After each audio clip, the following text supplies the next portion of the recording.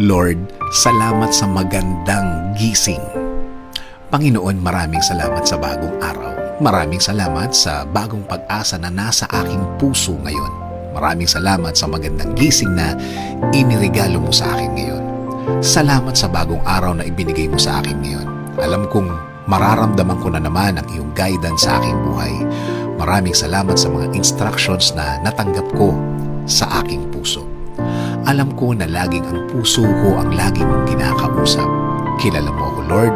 Alam mo kung ano ang laman ng aking puso at isipan. Hiling ko po sa inyo na lagi niyo po itong lagyan ng magagandang bagay para sa isang tahimik na araw. Alam ko din, Lord, na patuloy mo akong aalagaan. Tulad ng mga nakaraang mga araw na nagdaan kung saan naramdaman ko ang iyong pag-aalaga na bahagi ng iyong pagmamahal sa akin. Salamat din, Lord, dahil babantayan at bibigyan mo ng pag-aalaga at proteksyon ang lahat ng miyembro ng aking pamilya sa lahat ng oras at sa lahat ng araw. Oo, may mga problema din akong mararanasan pero sa blessings niyo pa rin ako magfo-focus hanggang sa matapos ang aking araw ngayon. At tulad kahapon at noong mga nakaraang mga araw, I know that you will provide for me. I know that you will take care of me. I know things will be better and okay compared yesterday, Lord.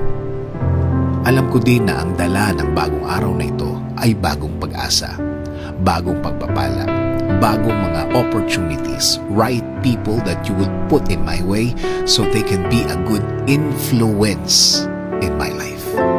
Salamat din, Lord, sa mga bagong bagay na aking matututunan sa araw na ito.